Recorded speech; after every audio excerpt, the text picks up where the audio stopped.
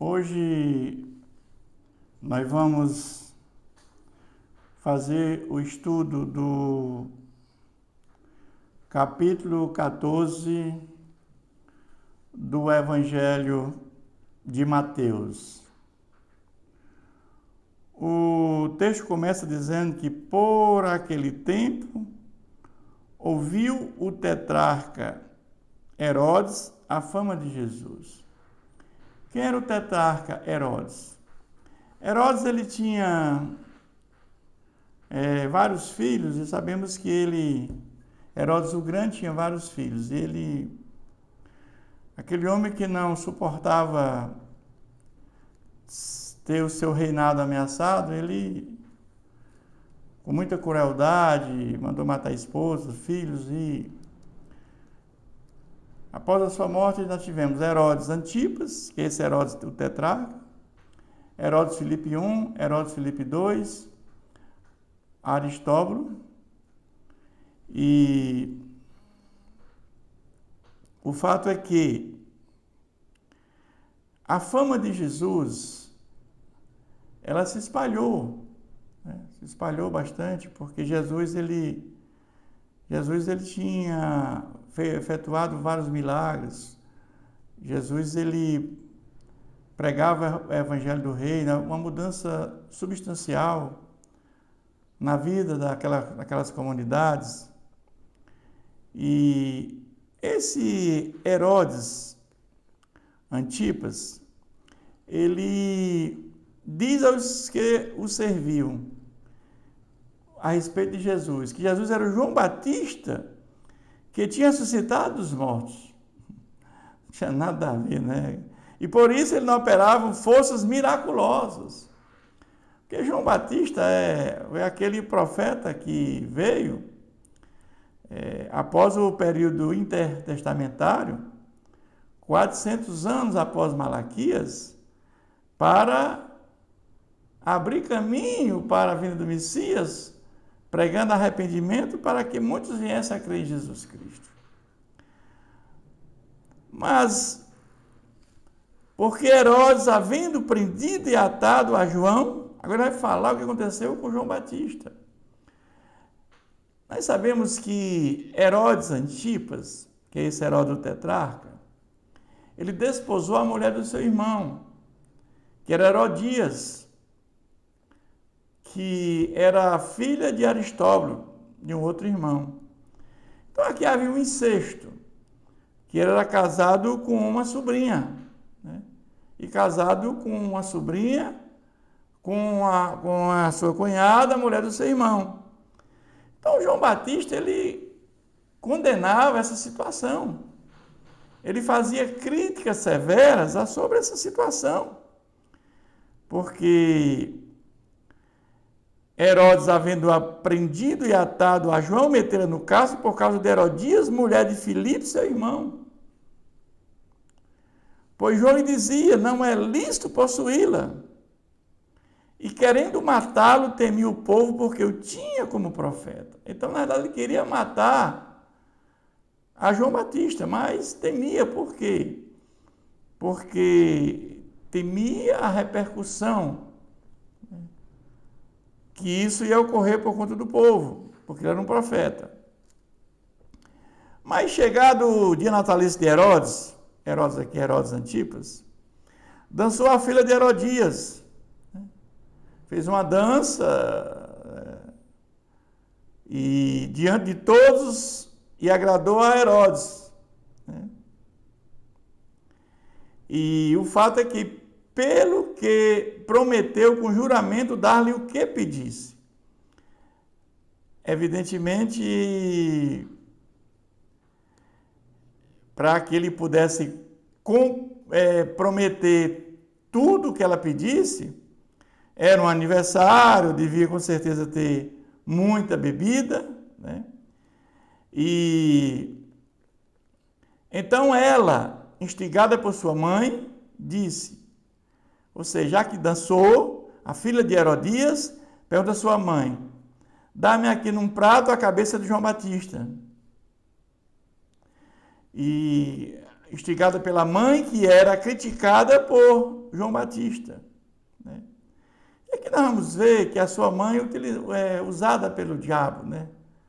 E a ideia aqui era o quê? Era calar o profeta. Era calar aquilo que João Batista criticava.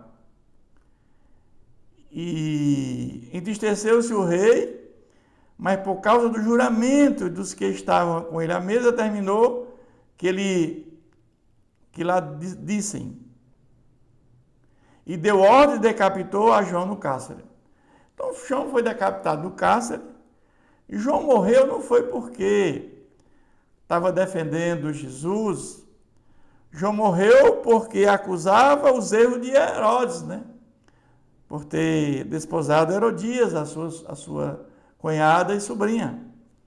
Esse foi o motivo, né, das críticas que ele fazia com tanta ênfase, né, que aquilo não podia acontecer, não é lícito ele possuí-la. Então vieram os seus discípulos, levaram o corpo e o sepultaram, depois foram e anunciaram a Jesus. Então eles ficaram até Jesus para anunciar o que tinha acontecido com João Batista, que era o seu primo, né? Mas Jesus, ouvindo isso, ouvindo a morte de João Batista, retirou-se dali um barco para um lugar deserto. Jesus queria ficar sós para repensar, né, tudo aquilo que está acontecendo. Evidentemente, Jesus tinha natureza humana e ele deve ter ficado triste, né? Porque Jesus tinha dito que ninguém era maior nascido de mulher do que João Batista. João Batista era maior do que todos os que vieram antes dele. Sabendo as multidões, vieram das cidades seguindo por terra. Jesus saiu ali de um barco para um lugar deserto, mas as multidões, né? A fama de Jesus era muito grande e multidões seguindo por terra, né? Vieram da cidade seguindo por terra, desembarcando, viu Jesus uma grande multidão. Desembarcando do barco, Jesus viu uma grande multidão, muita gente. Compadeceu-se dela e curou os seus enfermos. Então as pessoas corriam atrás de Jesus porque eram muitas pessoas precisando de cura, né? Ao cair da tarde, vieram os discípulos a Jesus e lhe disseram: o lugar é deserto e vai adiantar da hora. Despede, pois, as multidões para que, indo pelas aldeias, comprem para si o que comer. Ou seja, eles advertem Jesus que aquele lugar é um lugar deserto, como Jesus mesmo queria ficar, para possivelmente repousar, refletir. Mas ali eles encontram Jesus. E dada a hora adiantada, e eles dizem: dispensa esses homens e pede que eles vão embora para poder comprar alguma coisa para comer. Jesus, porém, lhe disse: não precisam retirar-se, dai-lhes vós mesmos de comer. Jesus disse: dá-lhe de comer. Agora, como é que esses homens, esse discípulo, ia dar de comer, né, aquela multidão? Mas responderam: não temos aquém de 5 pães e 2 peixes. Então Jesus disse: trazemos. Aqui nós temos a certeza que quem tem Jesus tem tudo, né? O pouco com Jesus é muito, porque ele é capaz de multiplicar o pouco que nós temos. Ele nos conforta, ele nos fortalece. E tendo mandado que a multidão se assentasse sobre a relva, né, tomando os 5 pães e os 2 peixes, erguendo os olhos ao céu, os abençoou. Ou seja, ele deu graças a Deus, natureza humana. Então, meus irmãos, nós temos que ter esse cuidado de dar sempre graças a Deus por tudo que ele nos deu. O pouco que ele nos deu, o muito que ele nos deu, tudo devemos dar graças a Deus. olhar para o céu e nos contentarmos com aquilo que Deus nos deu. Porque sempre o que Deus nos deu é bênção.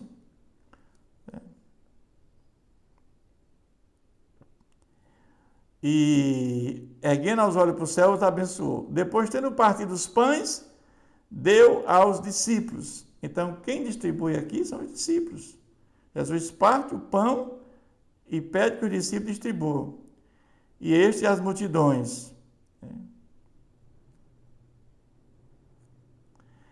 Ou seja, aquilo que Jesus fez, que eram 5 pães e 2 peixes, o pouco na mão de Jesus vira muito. Todos comeram e se fartaram. E dos pedaços que sobraram, sobejaram, recolheram ainda 12 cestos cheios. Que maravilha, meus irmãos. Essa aqui foi a primeira multiplicação de pães e peixes que Jesus fez. Ou seja, aqui foi um daqueles novos milagres que Jesus fez, sobrenaturais. Mas Jesus agora, ele anda por sobre o mar. Logo a seguir, depois que aconteceu essa multiplicação dos pães e dos peixes, Jesus compeliu os discípulos a embarcar e passar diante dele, para o outro lado, né? Enquanto ele despedia as multidões. Ou seja, eles estavam aqui num lado, possivelmente do mar da Galileia, e ele pede que o discípulo vá para outra margem, né? Que ele vai despedir as multidões. E despedido das multidões, subiu ao monte a fim de orar sozinho. Então Jesus, ele procurou, depois desse evento, desse acontecimento da multiplicação de pães e peixes, ele foi orar, ele ficou a sós. Jesus, ele gostava de ficar a sós para conversar com o Pai. E em caindo a tarde, lá estava ele só.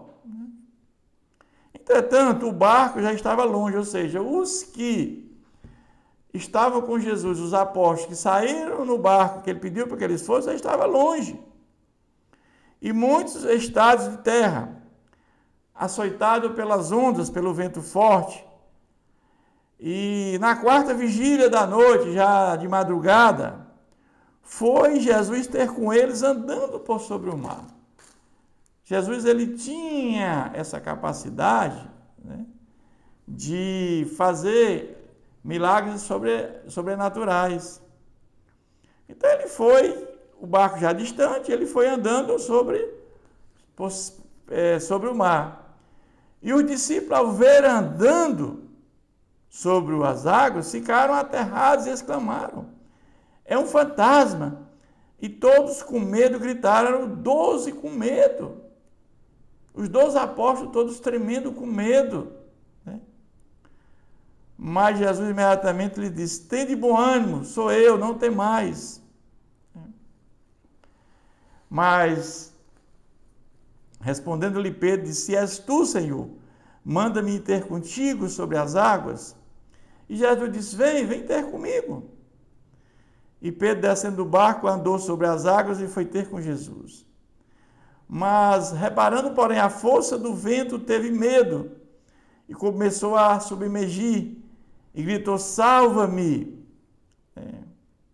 Então, aqui nós vamos entender uma espiritualidade oscilante desses homens. Ora, esses homens tinham fé em Jesus, ora não tinham fé.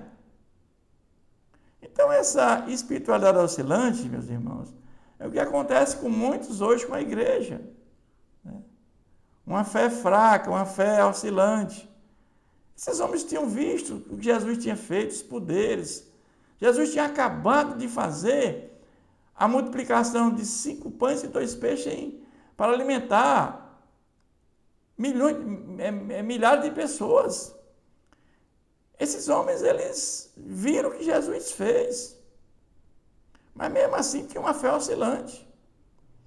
Mas quando Jesus vê aquela espiritualidade oscilante, e prontamente Jesus, estendendo a mão, tomou e disse: homem de pequena fé, por que duvidaste?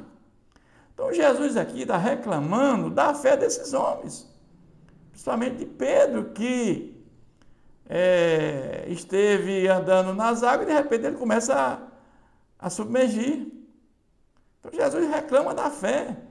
Vocês estiveram comigo, andando comigo, e mesmo assim vocês ainda têm essa fé tão oscilante. Subindo ambos para o barco, cessou o vento. Você vê que na hora que Jesus entra no barco, o vento cessa. Jesus tinha o poder sobre a natureza. Ele é o criador do vento, ele é o criador do mar, ele é o criador de tudo. Então tudo obedece a ele, porque ele criou pelo poder da palavra. E os que estavam no barco adoraram, dizendo verdadeiramente, és filho de Deus. Ou seja, esses milagres que Jesus tinha acabado de fazer, a multiplicação de pães, andar sobre as águas, cessar o vento, tudo isso aconteceu de forma rápida. Mas, verdadeiramente, és o Filho de Deus. Mas eles entendiam que esse Filho de Deus aqui, Jesus, era um Messias, que o seu reino era um reino terreno. Eles esperavam que Jesus viesse a reinar para acabar com o jugo, com a aflição que o Império Romano trazia para o povo judeu. Essa era a ideia, com os poderes que ele tinha demonstrado. Mas eles estavam totalmente enganados, porque o projeto de Jesus vir até nós era outro, era nos libertar da escravidão dos pecados. Jesus veio consumar um plano traçado lá no princípio, antes da fundação do mundo, porque é evidente que Deus sabia que o homem ia pecar, o salário do pecado é a morte, e todos nós teríamos morte eterna. Então Jesus ele veio para consumar esse plano, para trazer salvação para todos nós. Jesus agora ele vai até Genezaré, então entrando já no outro lado, chegar à terra em Genezaré. Reconhecendo os homens daquela terra, mandaram avisar toda a circunvizinhança e trouxeram de todos os enfermos. Ou seja, para onde Jesus ia, Jesus andava, a notícia se espalhava. Eu fico pensando num mundo que não tinha WhatsApp, mídia social, internet, Facebook, Instagram, mas a notícia se espalhava. Eu fico imaginando no dia de hoje, como seria. E os que estavam no barco adoraram, dizendo, verdadeiramente é os filhos de Deus. E reconhecendo os homens daquela terra, mandaram avisar a toda a circunvizinhança, trouxeram todos os enfermos, e lhes rogavam que ao menos pudessem tocar na orla da sua veste. Por que eles fizeram isso aqui? Nós vimos lá em Mateus 9:19, que aquela mulher que sofria daquela hemorragia, ela dizia, se eu tocar em Jesus, eu serei curada.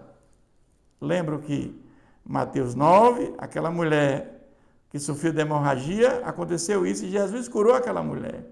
Então essa notícia se espalhou. Então, ou seja, se nós tocarmos nas vestes dele, nós seremos curados. Porque essa mulher também foi curada. A notícia se espalha. Lhe rogaram que ao menos pudesse tocar na sua veste, na orla da sua veste. E todos os que tocaram ficaram sãos. Então é interessante. Jesus termina esse capítulo dizendo que todos ficaram sãos, ficaram curados. Ou seja, aquela multidão, né, que veio atrás de Jesus e que tocaram nas vestes de Jesus ficaram curados. Ou seja, aqui nós vamos ver pessoas de muita fé, né? Até uma fé maior daqueles que conviviam com Jesus durante muitos anos. Então, meus irmãos, É isso que esse capítulo nos traz. Nos traz que possamos ter uma fé renovada, uma fé, não uma fé vacilante, né? Como esses apóstolos tiveram em algum momento, mas que a nossa fé seja sempre uma fé forte, uma fé firme no Senhor Jesus. Que Deus continue nos abençoando.